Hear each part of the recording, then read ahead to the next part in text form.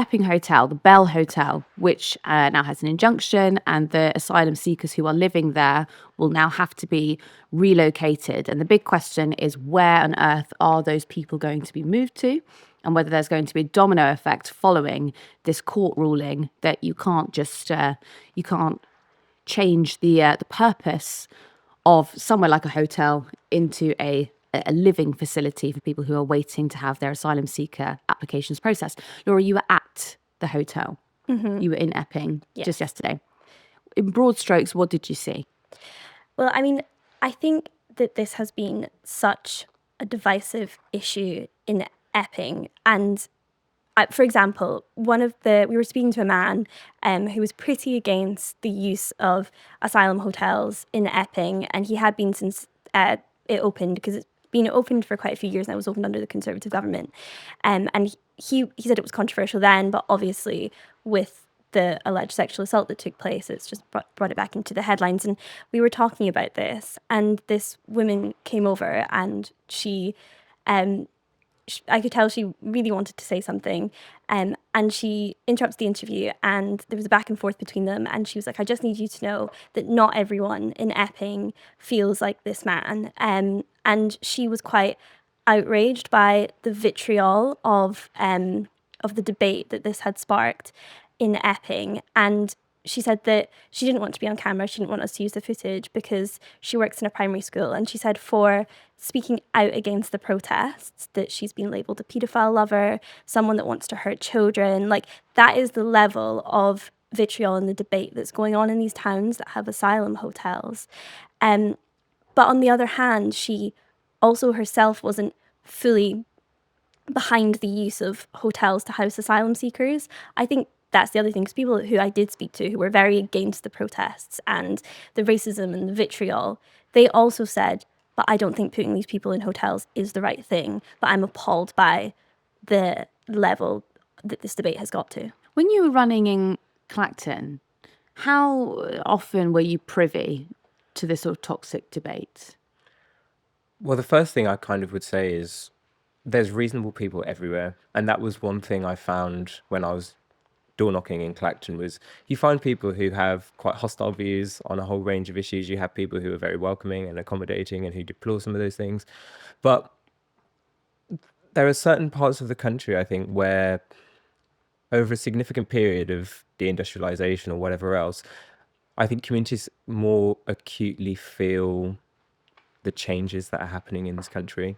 So I did, of course, experience some challenges, and it wasn't just aimed at me, it was aimed at maybe some of the things that I was advocating for, maybe in defense of people who are coming over here who need safe and legal passages and things of that sort. But I think a lot of it is whipped up by politicians. So the kind of campaigning and the kind of rhetoric that assumes the whole conversation is, to me, the real dividing line. It's not so much that, of course, people have their hostilities and their frustrations and their angst about the whole thing.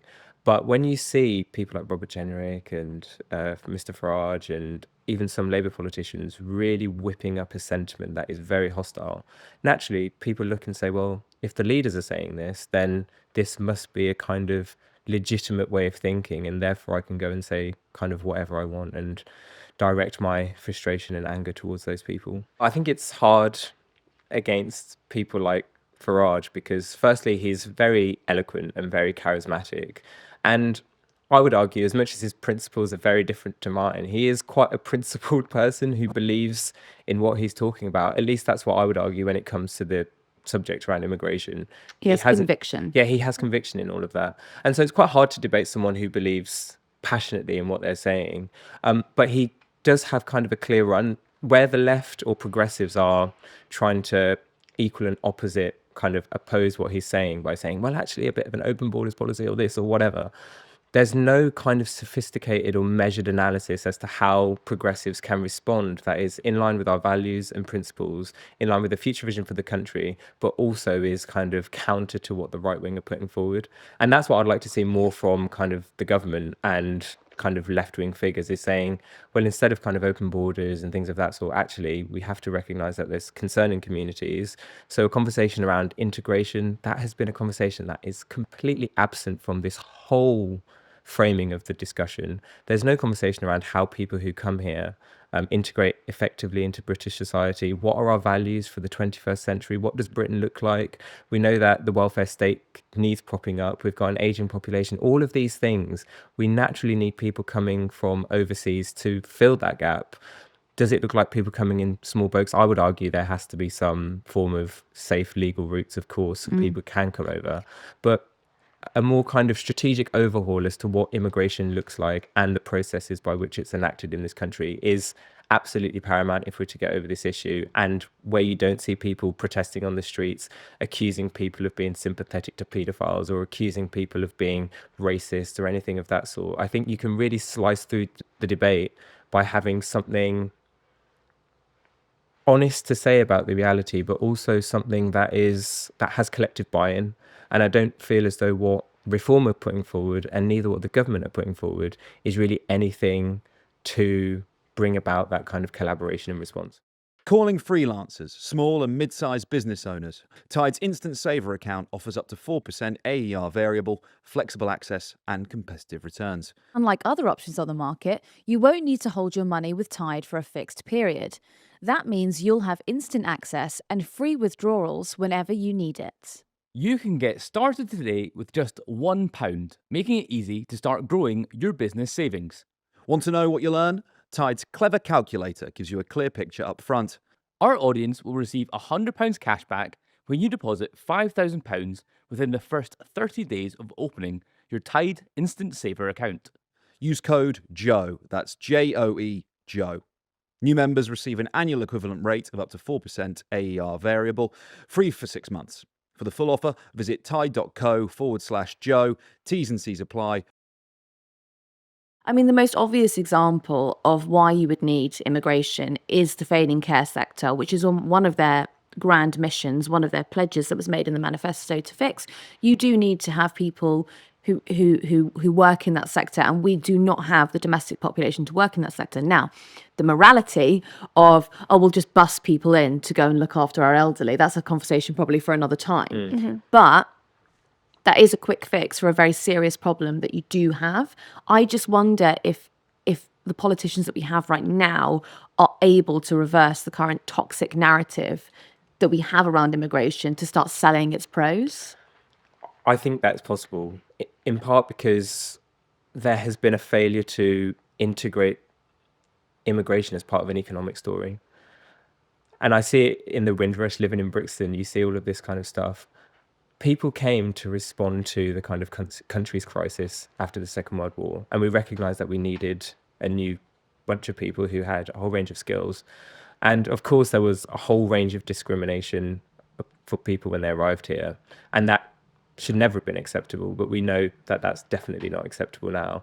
We do need to plug these gaps, and we do need to say there is a skills shortage here, there's a skills shortage there.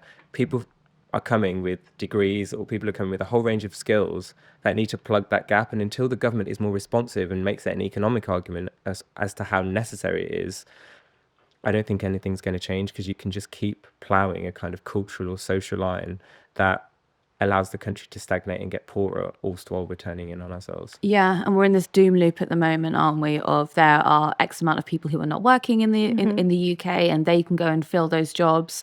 The nuance of that conversation, I think, is sort of obvious to anyone with a brain, which is like, you know, those jobs may not be in the area that they live. The housing might be very expensive. They might be a job that people do not want to do.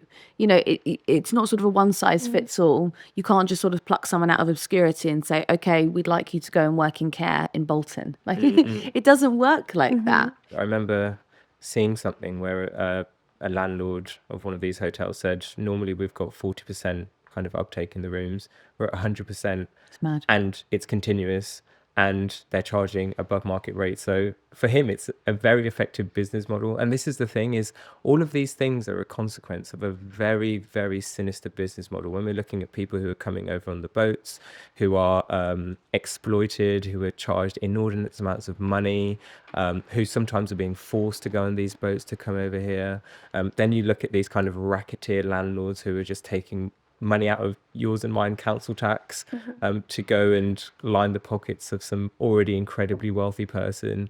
And then you're looking at maybe the kind of the neighbours who are rejecting any form of planning permission in their local area, who may be in quite middle class or wealthy areas. All of this stuff creates a very, very descriptive picture as to what the problem is, but we're so haste to go to the brown people or the new people who are coming over here. And that's just really desperate in my view. Also, the idea that claiming asylum is illegal or kind of contrary to who we are as people, international law, all of these things, there's no retention of what asylum is kind of all about. It's people who are fleeing from quite desperate circumstances, who want to make a new life here.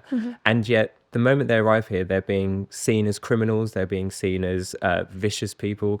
I accept people's concerns around the fact that the Home Office doesn't know who's coming in. It's a bit like when HMRC said they didn't know how many millionaires or billionaires are in the country. It's, to me, equally as obscene. People want to know who's coming in and out of the country. And I think that's fair-mindedness for most people.